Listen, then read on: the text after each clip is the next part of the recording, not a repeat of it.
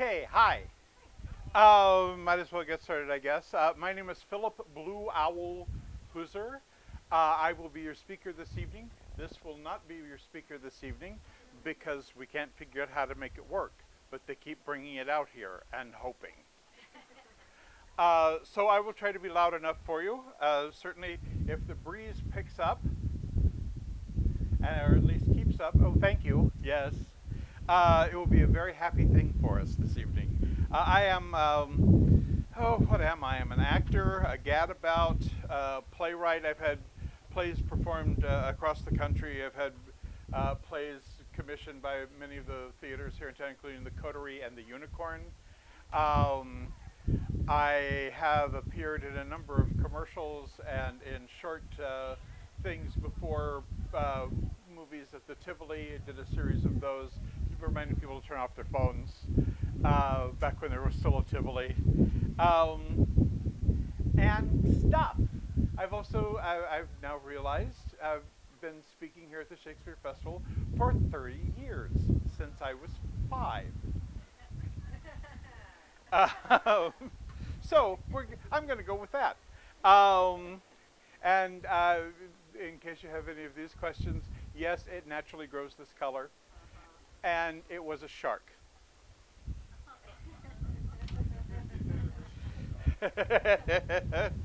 To go with that. The name of my little chat with you this evening is Lost in Time and Lost in Space. This year's production of Love's Labour's Lost has been set as if it is taking place in a 1950s sitcom. It may seem unusual to some people, I realize. It made perfect sense to me. And this keeps falling down, which is also fun. It makes perfect sense to me because I love sitcoms. So, I thought naturally talking about that would be a wonderful thing.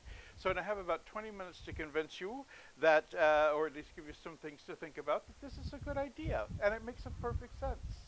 And I hope that my meaning will not be lost in time and lost in space, which is one of the last lines of the Rocky Horror Picture Show. Lost in time and lost in space and meaning. Love's Labour's Lost is a play about language in many ways.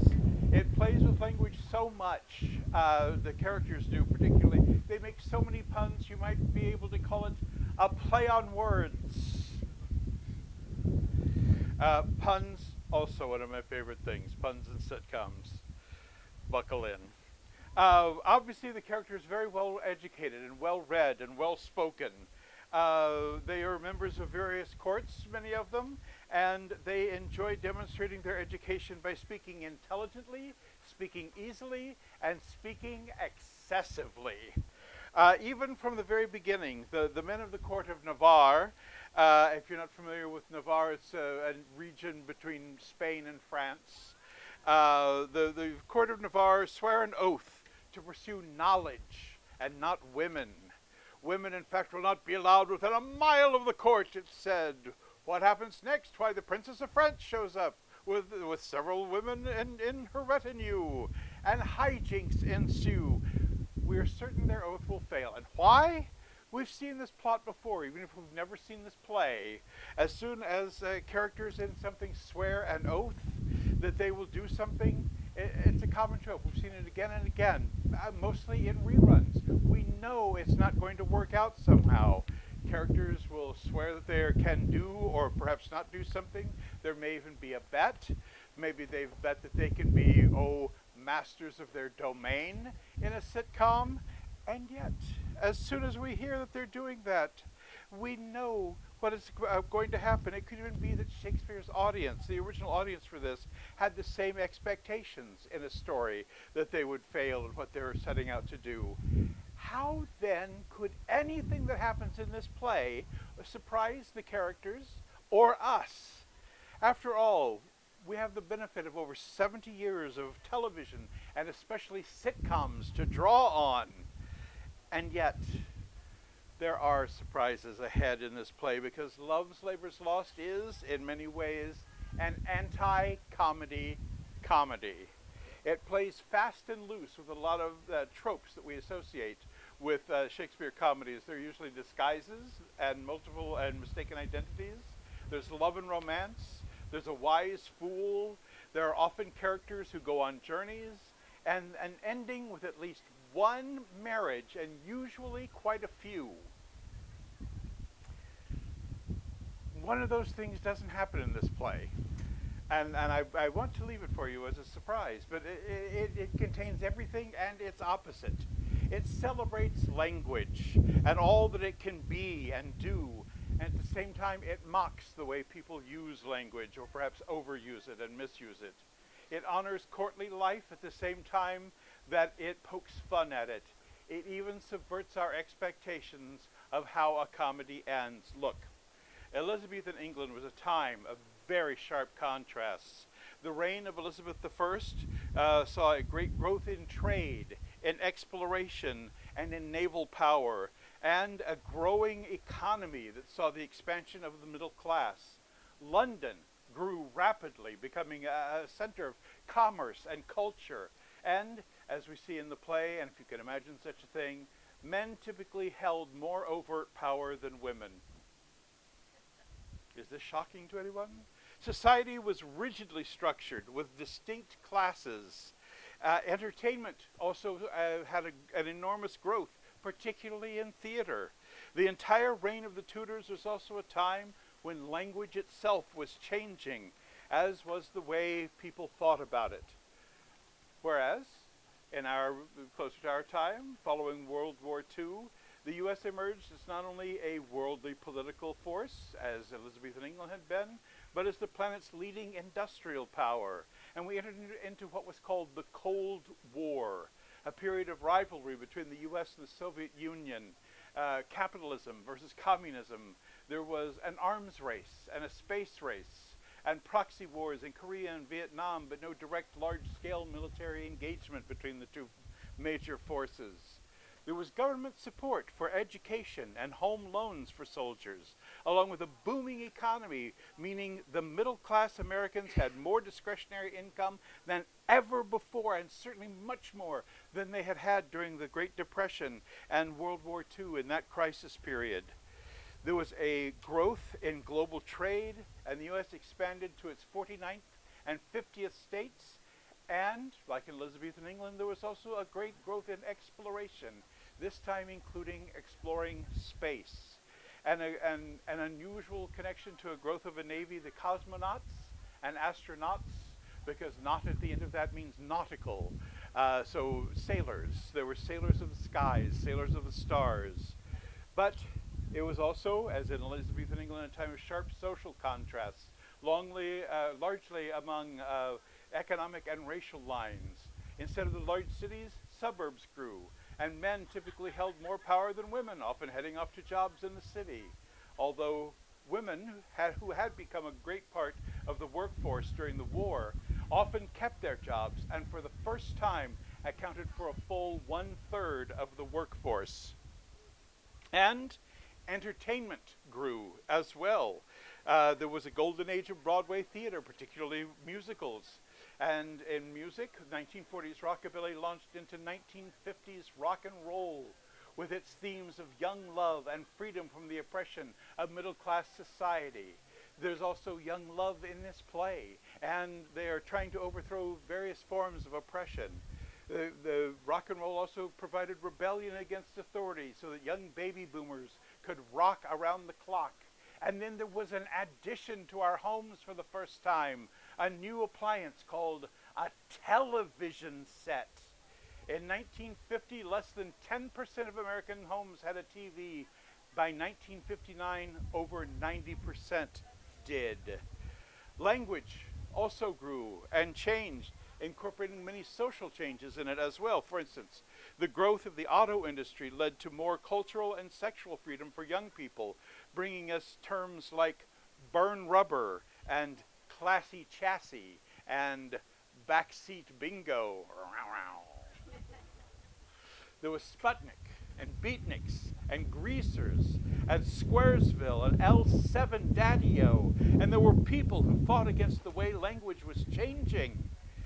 and the way the country was changing as well, just as there was in Tudor England.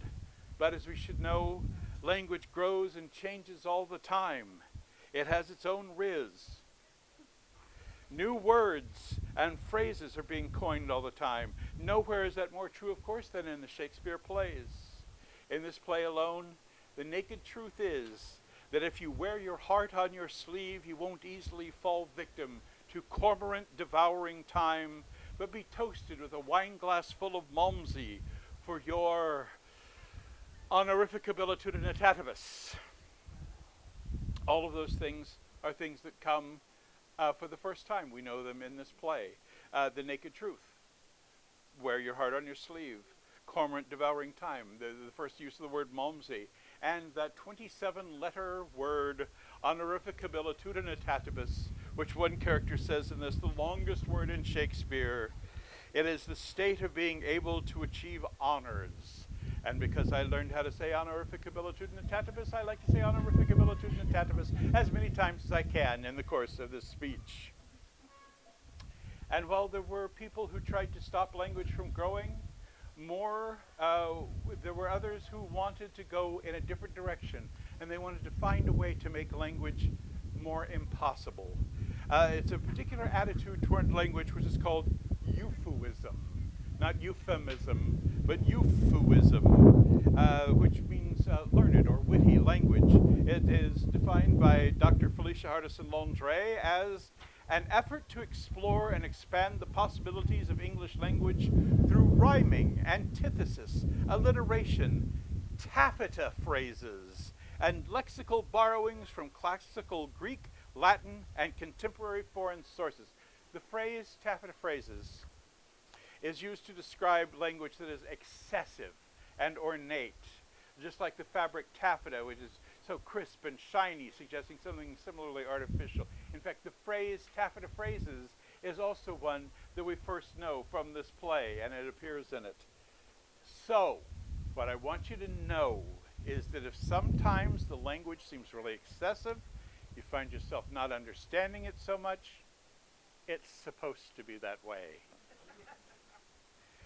Not only is their language artificial, but so are their ideas. I think the real reason the men in this play swear off the women is that they really don't understand them. Women have become abstract in their world. They've become ideas rather than people. They become completely baffled when actual women show up in their court. So much so that they've become convinced the best thing to do is disguise themselves as Russians. Which also brings us a connection to the 1950s.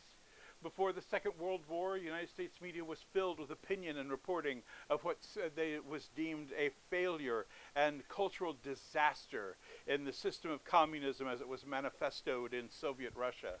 And then Russia was our ally in fighting against the Nazis during the war. But when the war was over, communism went back to being our enemy. We no longer had kindly old Uncle Joe moving kind of slow. And a worse enemy than ever before. They were seen as aggressors in expanding their ideology across the country and across the nation. There was a Red Scare of great fear that the Reds would expand by promoting their ideas, by placing people in government and in Hollywood among everywhere and everything else. In Elizabethan England, there were also ideological war fronts, particularly between Protestants and Catholics. England had not only recently stopped being a Catholic country and explored its own Protestantism under King Henry VIII. There were similar fears of infiltration and overtaking, and there were numerous plots to overthrow Queen Elizabeth I. There was a fear of invasion, particularly by the Catholic Spain, and their, you may have heard of it, Armada. Something that's often overlooked in this play is that death hangs over the action of this comedy, oddly. It begins, which is one of the reasons I think it is an anti-comedy comedy. It begins with the King of Navarre fearing the dishonor of death, as it is said. Much is made about the death of a deer. There's a character who talks quite a bit about a sister who died. And at the end, the action is changed when a death is announced. Similarly, during the 1950s, There was a new fear, that of nuclear annihilation. In the play, the characters almost seem to use language to stave off death, to keep it at an arm's length.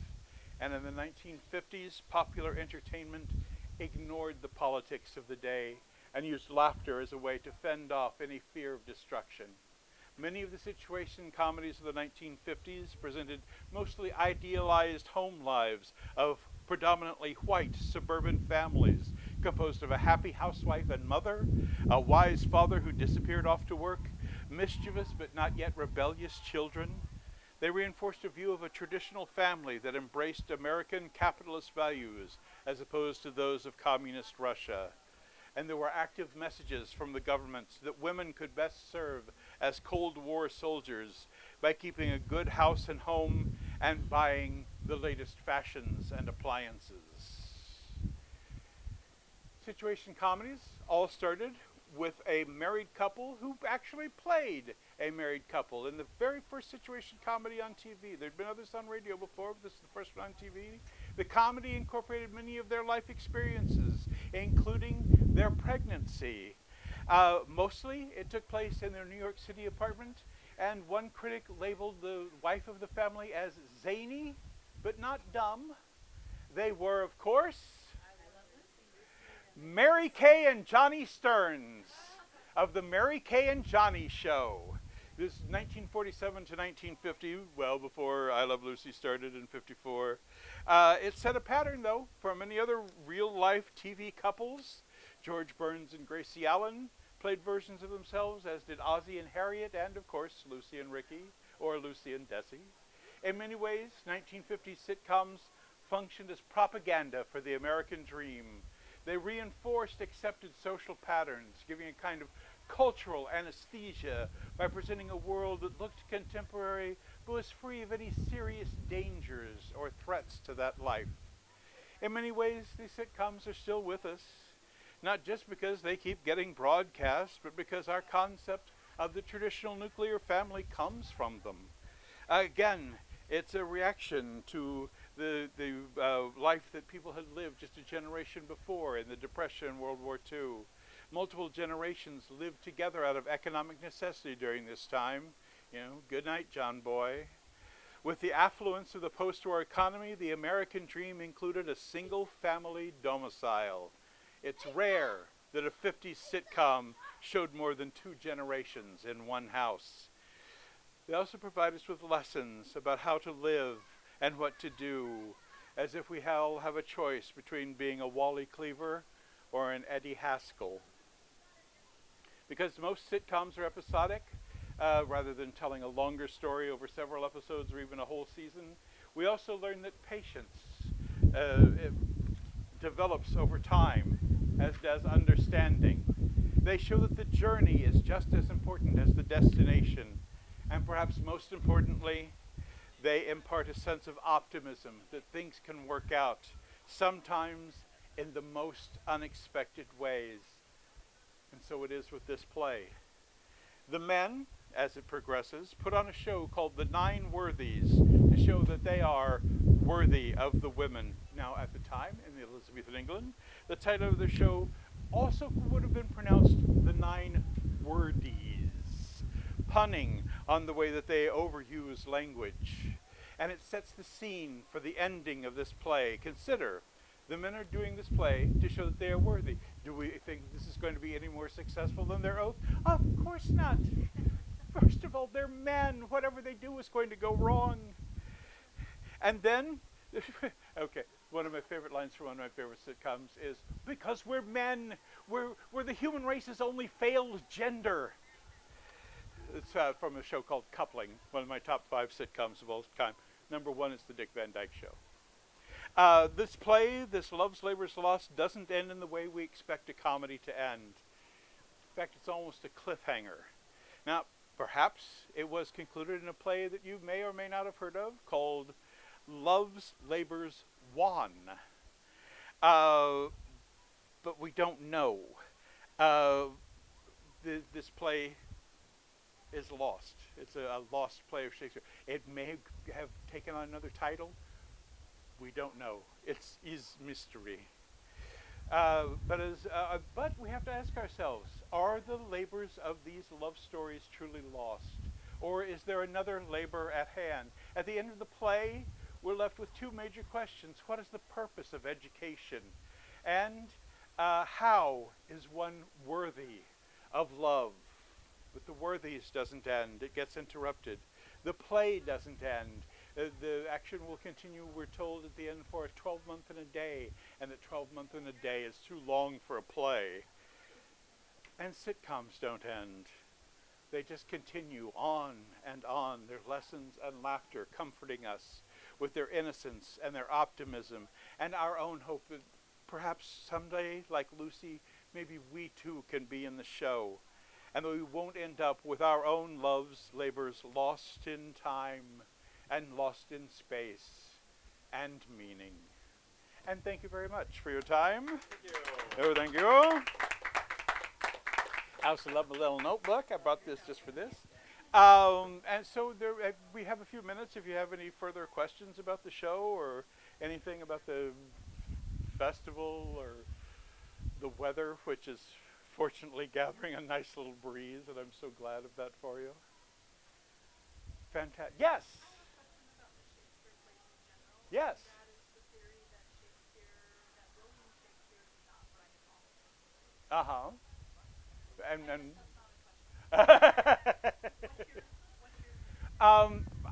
okay. First, I am told that I must say this: the festival itself does not have a theory or a favor or horse in this race. For myself, because of all of the research that I've done and the reading, I don't believe that it was the man from Stratford, whose name seems to actually probably be pronounced Shakespeare or Shakespeare. I don't believe that he is the best candidate for having written the plays. It makes little sense for him to. Oxford, I think, probably, what I think is they were scripts that he had originally written and performed in, and they were performed at court, and many courtiers took parts in them. And then they were rewritten and embellished, as it says in the printed copies of them, later by a group of other writers, which included Oxford's two secretaries who were both prominent playwrights of the day, and other people who were known to frequent in his circle of people, who were all pretty much known writers and playwrights. So the Earl of Oxford makes the most sense. For instance, this play makes fun of events that happened in 1578, which is before the man from Stratford is known to have been in London at all. And by the time he pops up, 15 years later, this would have been old news. Nobody would have gossiped about it even anymore. So it makes sense Oxford was there at the time. He wasn't. So I'm Team Oxford. Or Team Edward, as it's also known.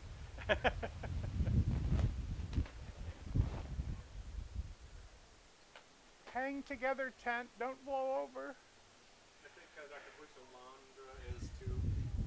She is as well, yes. I was, in fact, when I was a student of hers at UMKC, I had just come across the book The Mysterious William Shakespeare by Charlton Ogburn, and I was fascinated with it. Brought it in to her and to say, have you heard of this? And she said, yes, it just makes so much sense, doesn't it? I love her. Oh, I have done my Felicia impression for Felicia, or at least in front of her, and she loved it. So I know nothing. I preferred the counter to that. What about the events that happened after 60, after he died? There's some things that happened in plays that could only happen after he died? Well, there is no known source for any of the plays that dates to after his death in 1604. However,